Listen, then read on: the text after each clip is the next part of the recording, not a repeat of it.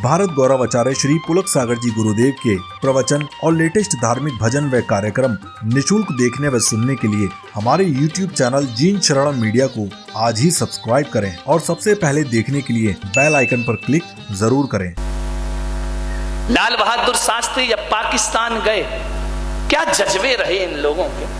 आप जानते हैं उनकी हाइट बहुत नीची थी, छोटे से थे, लेकिन ऐसा प्रधानमंत्री लाल बहादुर शास्त्री के वास हिंदुस्तान को आज तक प्राप्त नहीं हुआ। ध्यान रखना, जो जब प्रधानमंत्री रहे देश के, वो जब देश से विदा होते हैं तो कर्जदार होकर के दुनिया से जाते हैं। मान्यवर, अमेरिका और भारत में इतना ही अंतर है कि अमेरिका में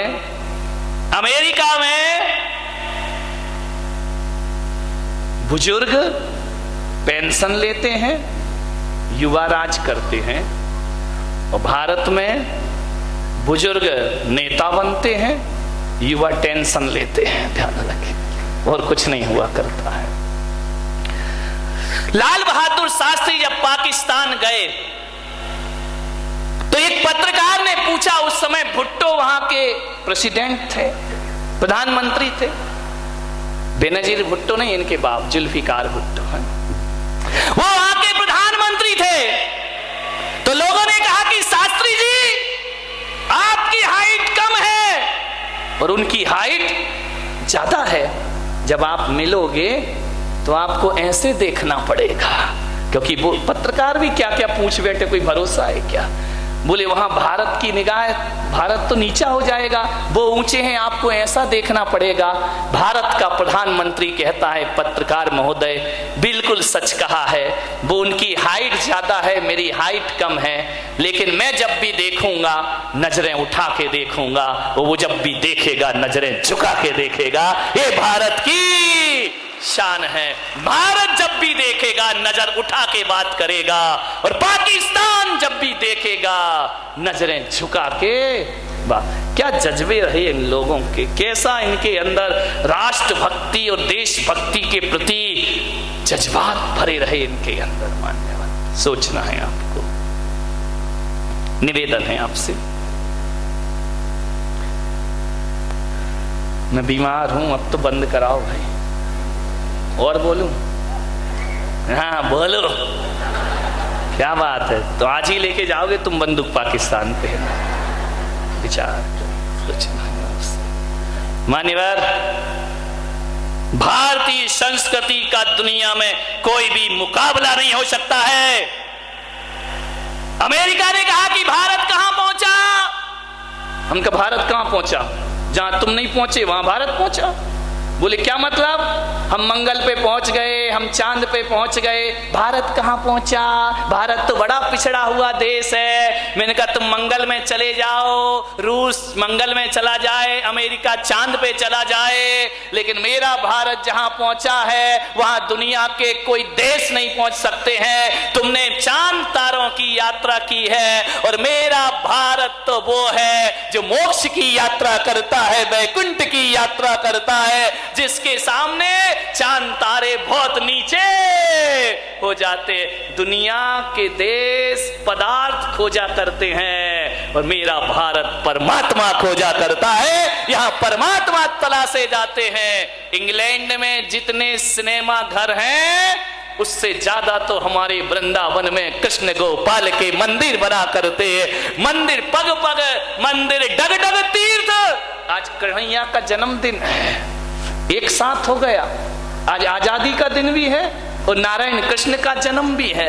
आज आजादी सफल हो गई, क्योंकि आज 12 बजे रात को कन्हैया भी आजाद हुए थे जेल से, और हमारा देश भी आजाद हुआ था हुकूमतों से। ध्यान रखिए, 12 बजे रात को भाग गए थे कृष्ण जी। एक समय कृष्णचंद भाग गए आधी रात, एक समय कंस को पछाड़ दिया रण में। जिंदगी को देखिए, एक समय कृष्णचंद भाग गए आधी रात, आज आधी रात को भागे थे, बहुत बाजे बज रहे थे। मैंने कहा आ गए कन्हैया, ध्यान रखना। एक समय कृष्णचंद भाग गए आधी रात, एक समय कंस को पछाड़ दिया रण में, एक समय अर्जुन ने महाभारत जीत ली, एक समय कौल भील लूट लिए वन में, एक समय रावण को 10 शीश मिले बर में, एक समय 10 शीश कटे पड़े रण में। और आदमी बिचारे की बात यहाँ कौन करे, यहाँ सूरज की 3 गति होत एक दिन में, जहाँ सूरज की 3 गति होत एक, सुबह का सूरज कुछ होता है, दोपहर का सूरज कुछ होता है, शाम का सूरज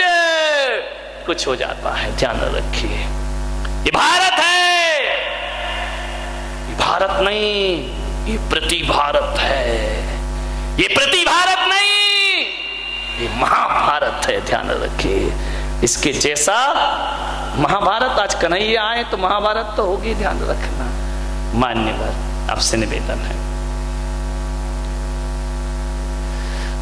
बड़ी विनम्रता के साथ आपसे कह रहा हूं, अपने देश के प्रति गर्व करना सीखिए। जो लोग अपनी भाषा, अपने वतन, अपने रहन सहन और अपनी सभ्यता पे गर्व नहीं करते, उस देश को गुलाम होने में फिर ज्यादा देर नहीं लगा करती है। ध्यान रखिए, आज हम आजादी की सांस ले रहे हैं तो हमें कभी हमारे पूर्वजों को इस देश पे बड़ा गर्व था। अभी एक हामिद अंसारी जी बोल गए कि हमारे देश में मुसलमान सुरक्षित नहीं है। क्या समझा है? 10 साल बड़े सुरक्षित रहे भाई, खूब मलाई खाई, तब नहीं कहा कि उपराष्ट्रपति असुरक्षित है, तब बड़े सुरक्षित रहे आप। जाते जाते ऐसा जहर उगल गए, जो बात असुरक्षा की पहले उठी थी उसे शांत कर दिया गया था, फिर वही मुद्दा जिंदा कर गए। इन नेताओं की समझ भी नहीं आता, इनकी जात क्या होती है, विचार करिए, सोचना है। मैं कहता हूं, हमारा देश मुसलमानों से कभी नफरत नहीं करता है।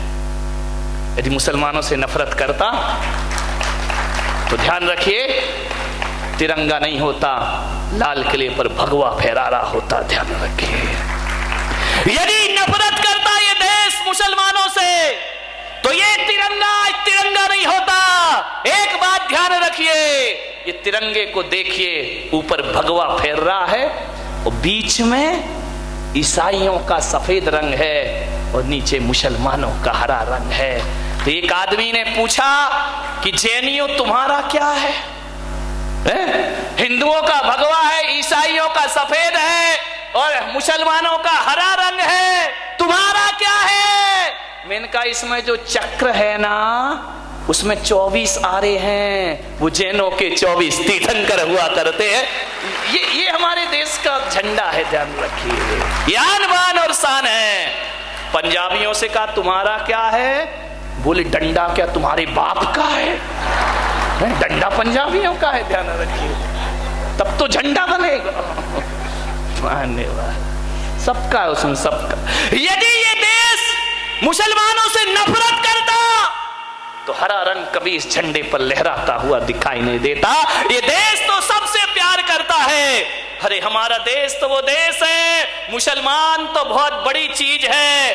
हमारे यहाँ तो चींटी से भी प्यार किया जाता है, हमारे यहाँ तो पेड़ पौधों से प्यार किया जाता है, हमारे यहाँ तो हवाओं से प्यार किया जाता है। मुसलमान से इस देश को नफरत नहीं है। हाँ, ये देश नफरत करता है अफजल गुरु से, ये देश नफरत करता है कसाब से, ये देश प्यार करता है अब्दुल कलाम से। ध्यान रखिए, अब्दुल कलाम से प्यार करता है ये देश।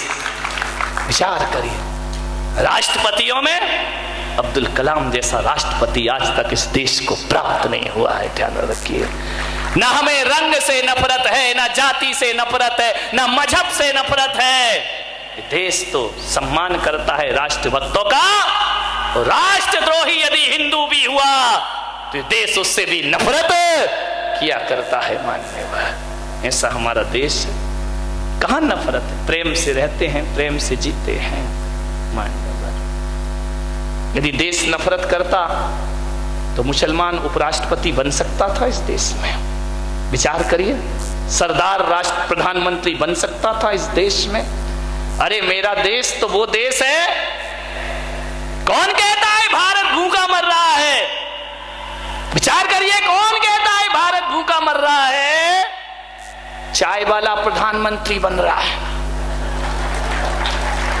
चाय वाला प्रधानमंत्री बन रहा है, झाड़ू वाला मुख्यमंत्री बन रहा है। दिल्ली में चाय वाला प्रधानमंत्री बन रहा है, झाड़ू वाला मुख्यमंत्री बन रहा है, 12वीं पास शिक्षा मंत्री बन रहा है, अंगूठा टेक सरपंच बन रहा है, और पढ़ा लिखा फेसबुक में ग्रुप खेल रहा है।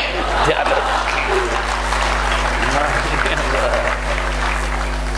विचार करना है, कौन कह रहा देश भूखा मर रहा है? कितनी तरक्की कर रहा है हमारा देश, विचार करिए आप।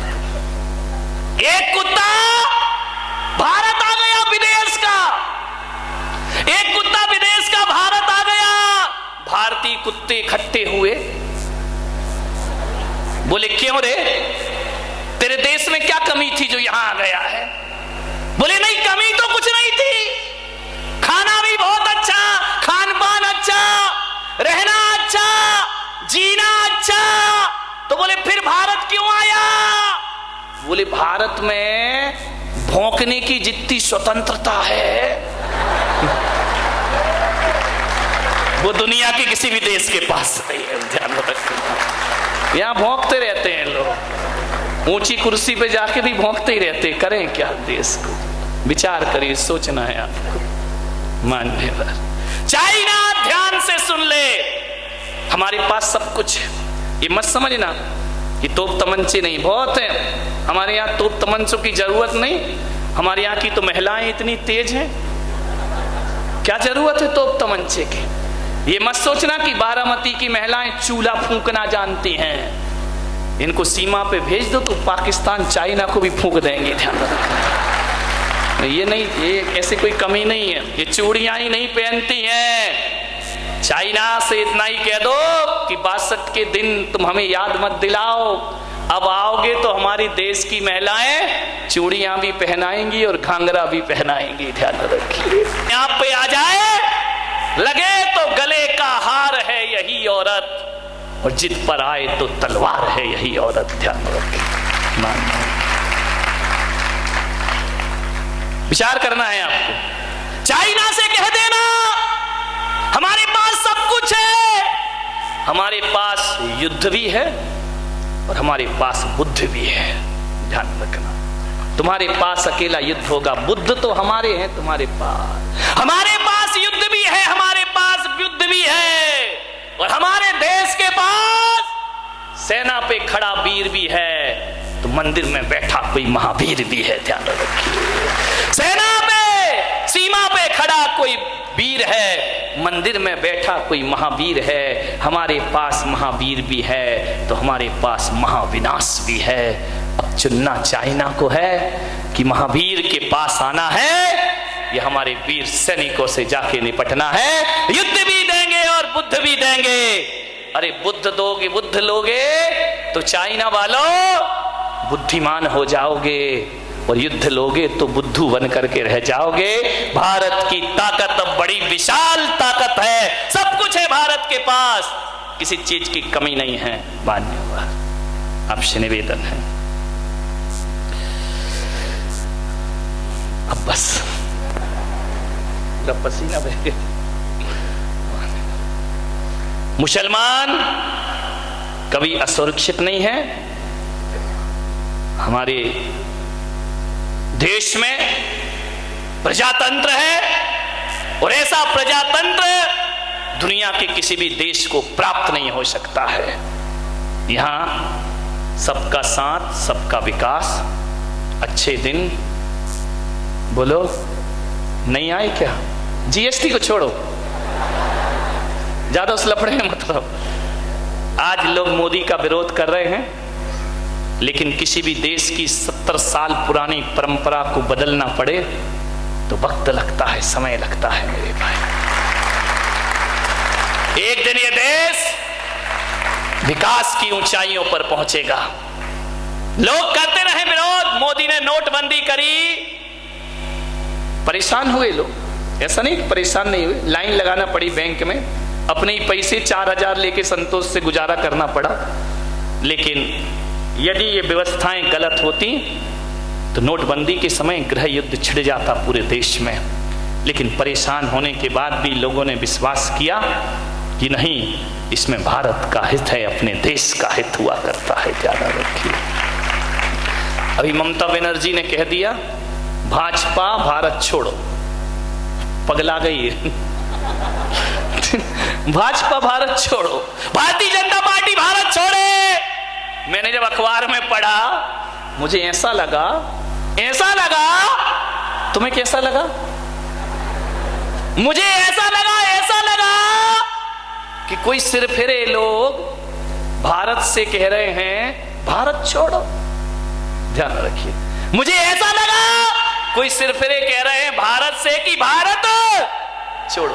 ध्यान रखना, मैं कोई प्रचार नहीं कर रहा हूं। आप सोचोगे मैं बीजेपी का आदमी हूं, मैं कोई प्रचार नहीं कर रहा हूं। लेकिन जितने भी दल और जितनी भी पार्टियां इस देश में हैं, केवल भाजपा है जिसके आगे भारतीय शब्द लगता है, बाकी कहीं भी भारतीय शब्द दिखाई नहीं। मैं कोई प्रचार नहीं कर रहा हूं। अपन तो निर्दलीय लोग हैं। अपना क्या है? हमारे भगवान महावीर स्वामी जब बैठते हैं, गणेश जब बैठते हैं, सरस्वती जब बैठती है, कमल के फूल पे ही तो बैठती है ना। समोसरण में कमल का फूल होता, उस पे भगवान बैठा करते हैं। जब हम बैठते हैं तो बीजेपी के हो जाते हैं, और जब कोई प्रणाम करता है तो कांग्रेसी हो जाते हैं। ध्यान, आशीर्वाद कांग्रेस का पंजा। जब कोई नमस्कार करे तो कांग्रेसी हो जाते हैं। जब जुलूस में हाथी आगे चले तो मायावती आ जाती है। लाइट चली जाए तो लालटेन जल जाती है, और पेट्रोल के भाव बढ़ जाए तो मुलायम की साइकिल आ जाती है। अपन तो सर्वदलीय बैठक वाले हैं। ध्यान रखो, अपना किसी पार्टी से कुछ लेना देना नहीं। लेकिन मैं इतना जरूर कहता हूं कि वही हामिद अंसारी हैं जिन्होंने वंदे मातरम पर ऐतराज किया था। ये देश की सुरक्षा की बात करते हैं। मैं तो आज इतना ही कहता हूं इस भरी सभा में, इस देश में अगर रहना होगा तो वंदे मातरम कहना होगा। और वंदे मातरम से जिसको प्यार नहीं, वंदे मातरम से जिसको प्यार नहीं, उसको देश में रहने का कोई अधिकार नहीं। वंदे मातरम तो कहना ही पड़ेगा। वंदे मातरम से तकलीफ क्या होती है तुम्हें? ये कोई धर्म नहीं है, ये राष्ट्र है, ये देश है। भारत में रह के वंदे मातरम से परहेज करोगे?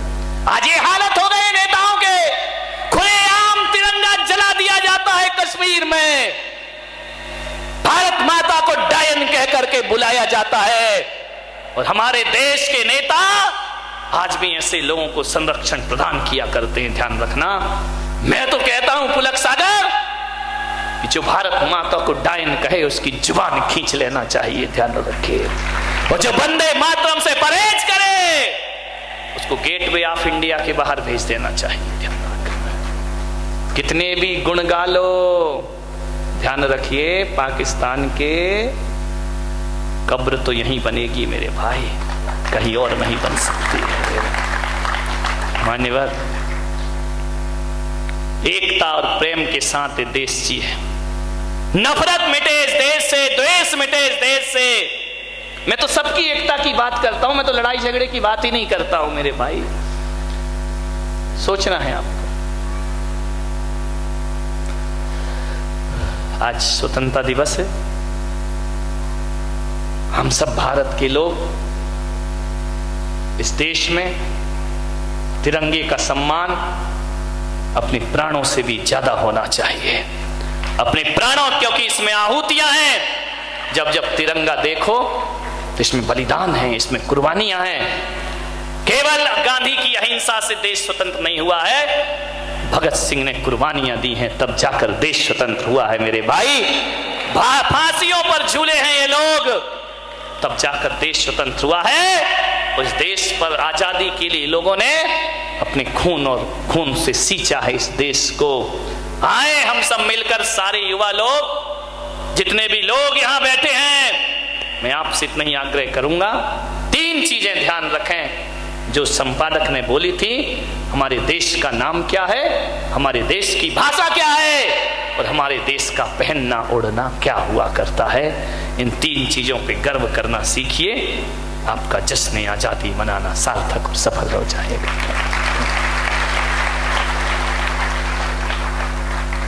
मान्यवर, समय हो रहा है, हो गया 5 बज गए, जैनियों का समय हो गया।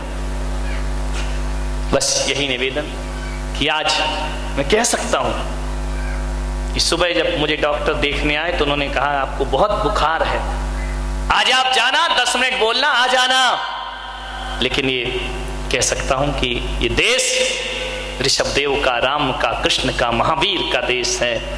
और हमारा देश वो देश जहां जीसस भी अध्यात्म को सीखना पड़ता है तो विदेश छोड़कर उन्हें हिंदुस्तान में आना पड़ता है। और मदर टेरेसा को यदि सेवा सीखना पड़ती है तो विदेश छोड़ के भारत आना पड़ता है। सारी दुनिया में आध्यात्मिक देश, पूरे विश्व का आध्यात्मिक जगत गुरु है देश। मैं इन बच्चों को, हमारे धवल भाई, गौरव, यहाँ पे जो पूरी टीम बैठी है, चेतन, स्वप्निल, वैभव, कोई भी चीज इनको बोल दी जाए, रात दिन एक करके वह गुरु भक्ति के लिए समर्पित रहते हैं। आज ये खूबसूरत सा जो नजारा यहाँ पर दिख रहा है, जोरदार तालियां हमारी इस टीम के लिए बजाइए। पूरा हिंदुस्तान यहाँ पर लाकर इन्होंने रख दिया है। बहुत बहुत आशीर्वाद प्रदान करता हूँ। मैं कह सकता हूँ कि बारामती बहुत छोटा है, जहाँ अभी तक मेरे चातुर्मास हुए हैं, लेकिन बारामती बहुत बड़ा है। इतना बड़ा मैंने कोई बड़ा शहर भी नहीं देखा। बहन प्रियंका और उनकी टीम, मैं उसका एक सहेली का नाम ही भूल जाता हूँ। आज जो परिस्थितियां छोटे छोटे बच्चों ने दी हैं, अंतस को छूने वाली स्थितियां थी।